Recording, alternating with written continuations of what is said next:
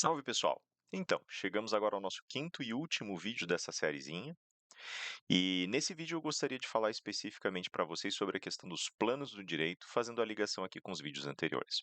No nosso último vídeo, nós discutimos brevemente teoria do fenômeno e fenomenologia e tentamos explicar de uma forma um pouquinho mais palatável e rápida como é que acontece essa tentativa de visões diferentes, essa construção de perspectivas diferentes dentro do arcabouço de produção teórica do direito, ou seja, dentro da ciência do direito.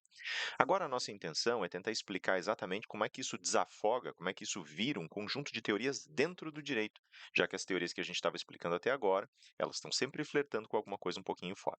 Muito bem. A gente falou lá pelas tantas, dentro do contexto específico que nós extraímos da obra do Norberto Bobbio, que a estrutura específica das teorias vai nos dar, por conta dessas muitas perspectivas, pelo menos quatro famílias diferentes de teorias. Essas quatro famílias são: primeiro, a família das teorias normativas. Essas entendem que o centro do objeto do direito está na norma. Segundo, as famílias estatistas, que vão dizer que, na realidade, o centro vital do direito está no Estado ou no governo que põe a norma. Terceiro, as teorias fenomênicas, que vão dizer que o centro do direito está nas relações sociais, nas relações humanas, que o direito quer proteger e regular. E quarto, as teorias institucionais, que vão falar que, na realidade, não tem como você escolher um desses três eixos, mas todos eles acontecem ao mesmo tempo, e por isso o direito adota uma postura complexa de regulação que está dentro daquilo que vai se chamar de instituição. Tá? Uma instituição, nesse sentido, agregaria regras dadas por uma autoridade e regulando a vida humana. Certo? Notem que cada uma dessas perspectivas encara o direito como sendo um objeto diferente a rigor. No primeiro, o direito, a característica tonal, a propriedade central desse objeto chamado direito é a norma.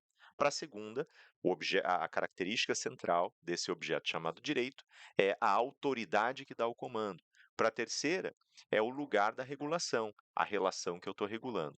Para a quarta, vai ser tudo ao mesmo tempo e o direito vai ter que inventar uma qualidade especial chamada instituição, tá?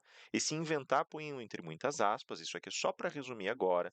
Na realidade é um pouquinho mais complexo isso, a gente discutiu na sala e eventualmente nós vamos voltar para essa questão dentro daquilo que a gente chama teoria da instituição. Mas por enquanto guarda na manga que a gente vai ver isso na hora certa. Combinado? Muito bem. Agora, leva em consideração o seguinte: quando a gente sai dessas famílias teóricas, a gente tem que levar em consideração que existem dentro do direito pelo menos três momentos distintos que a gente pode utilizar para entender essa realidade. Esses três momentos nós chamamos de planos do direito. E esses planos vão ter enfoques diferentes. Então, a gente tem três planos específicos que a gente pode utilizar como ferramentas de análise do direito. Primeiro, o plano da justiça, depois, o plano da validade e, por fim, o plano da eficácia. Tudo que existe no direito, seja uma norma, uma decisão de uma autoridade, uma sentença judicial, vai trabalhar esses três planos: o da justiça, o da validade e o da eficácia. Cada um desses planos, na realidade, vai olhar essa pecinha do direito, esse elemento do direito, e vai atribuir valores a essa peça. Nós explicamos lá pelas tantas que um valor é basicamente como um adjetivo que eu acoplo ao objeto, e nessa acoplagem eu vou trabalhar com uma escala. Então, todo valor, ele na realidade tem pelo menos dois grandes polos, um para mais, um para menos. Por exemplo, o valor do justo, entre justo e injusto. O valor do belo, belo e o feio. O valor do útil, o útil e aquilo que não é útil, e assim por diante. Né? Nesse caso, nós temos três valorizinhos que nós separamos. O do justo, que pode ser justo ou injusto, então no valor da justiça, que pode ser justo ou injusto. O valor da validade, válido e não válido. E, por fim, o valor da eficácia, eficaz ou ineficaz. Todas as coisas do direito são justas ou injustas, válidas ou inválidas, eficazes ou ineficazes. Certo? O que é o justo? O justo, nós vamos, por enquanto, trabalhar segundo aquela intuição, aquele senso de justiça que nós temos. Às vezes a gente vai encarar uma situação e vai entender que foi injusto. Às vezes vai olhar a decisão de um juiz e vai dizer, diante do que nos foi apresentado, muito justo, certo? Eu usei como exemplo o recente caso, que virou um escândalo nacional, da moça que levou o tio para fazer um empréstimo quando ele estava supostamente morto, ou quase morto, né? Desafortunadamente, e as pessoas estavam ali olhando, tentando entender essa situação. Algumas discussões surgiram, né, porque a moça acabou presa, né? E a prisão dela, a prisão em flagrante, se foi convertida pela juíza em prisão preventiva. Algumas pessoas falam justíssimo que continue presa, outras falam que não é justo, levando em consideração que ela não estava bem, que ela também estava sem ter um senso de realidade, que estava sob medicação e que, na verdade, aquele empréstimo tinha sido solicitado muito antes e não tinha nada a ver. Ela não estava manipulando ninguém, nem tentando vilipendiar um corpo, quer dizer, maltratar um cadáver ou maltratar uma pessoa doente, certo? Então tá aí um exemplo. O que é o plano de validade? O plano de validade ele trabalha com a regularidade procedimental do ato jurídico em questão. Seja ele uma norma, seja uma decisão administrativa, a sentença de um juiz, o acórdão de um tribunal. Nesse caso, a gente vai analisar se aquela peça, se aquela atitude, se aquela ação, se aquele objeto dentro do direito está de acordo com o que as normas colocam e com o que os procedimentos pedem. Então, uma norma, por exemplo, vai ter que passar por um determinado regime de votação, vai ter que passar por um determinado regime de atravessamento das casas de votação. Então, o Congresso, por exemplo, com o Senado e a Câmara dos Deputados, tem que ser sancionado pela presidência e assim por diante. Se é uma decisão judicial, ela tem que respeitar o contraditório e a ampla defesa, seguir as regrinhas do processo, seguir a ordem do que a gente chama de rito processual, né, que vai ter ali a coleção de procedimentos, tudo bonitinho e acertado, certo? E por aí vai. Então, nesses casos, a gente pode chamar de válido ou inválido, a depender do encaixe. Joia? Esse é um plano que é trabalhado, sobretudo, num âmbito um pouquinho mais concentrado na organização estrutural, sistêmica, lógica do direito. E, por fim, a eficácia. Lembrem do que eu pontuei para vocês, não confundam com efetividade. A efetividade é a geração ou não geração de impacto material. É quando uma norma é aceita ou não, é quando uma norma tem efeito ou não.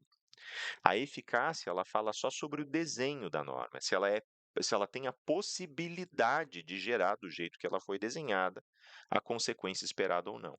Uma norma que não tem sanção, por exemplo, com certeza é ineficaz. Ninguém vai respeitar. Mas ninguém vai respeitar não porque ela não seja recebida, mas é porque essa norma não tem a ferramenta necessária para se fazer respeitar. Tá bom? Então aí ela pode ser eficaz ou ineficaz. Em sala eu dei o exemplo daquela velha norma anterior a essa que nós temos hoje, que era só daqui de Curitiba, sobre a proibição de fumar em terminais. Era proibido fumar em terminais, mas não tinha nenhum tipo de consequência para quem fumasse. Então não fazia a menor diferença. Tá? Lembrem, gente, que o justo não é necessariamente válido, o válido não é necessariamente eficaz, o eficaz não é necessariamente justo e assim por diante. Uma coisa pode ser justa, inválida e ineficaz, ou justa, inválida e eficaz, e assim por diante. O que eu quero dizer com isso? Que um plano desses independe dos outros.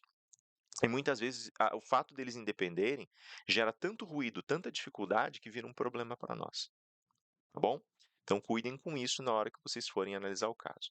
Rafa, como é que eu descubro isso no caso? Então, pega lá o exercício que eu passei para vocês e dê uma olhadinha. Uma pergunta que vocês podem se fazer naquele caso ali, em que o médico se recusa a fazer cirurgia por receio de repente, não poder salvar o paciente na hora de uma crise, e o fato do paciente se sentir mal, injustiçado, faz com que a gente pare para pensar. É justo impor isso ao profissional, impor uma obrigação de fazer um procedimento que ele não se sente à vontade fazendo, ou puni-lo, né, eventualmente solicitar uma indenização porque ele não fez, que ele se recusa a fazer. É justo, no entanto, que o paciente perca a possibilidade de fazer aquele procedimento ali, em virtude da recusa do profissional? Quem que tem responsabilidade sobre isso? Ou, olhando o plano de validade, a resposta do médico e a resposta do paciente foram válidas, a decisão que o juiz toma nesse caso, de dizer não vou oferecer indenização para o paciente, porque entendo que o paciente, ao pagar para fazer a cirurgia em âmbito particular, uma cirurgia que não era de emergência, abdicou do direito de pedir indenização. Será que foi válida a decisão? Será que ela seguiu todos os trâmites bonitinhos? Aplicou a lei da forma certa? Tá? É eficaz? Ela vai ser respeitada, essa decisão?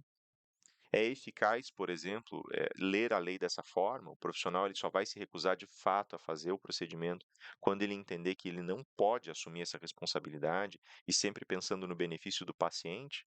Então tá aí, essas são perguntas que vocês podem fazer para realizar o estudo desses planos. Beleza, gente?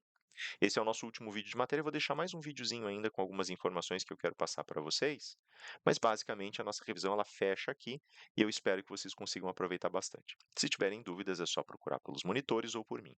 Beleza, gente? É isso aí. A gente se vê daqui a pouquinho ainda com mais umas informações, mas por enquanto é isso. Um abraço.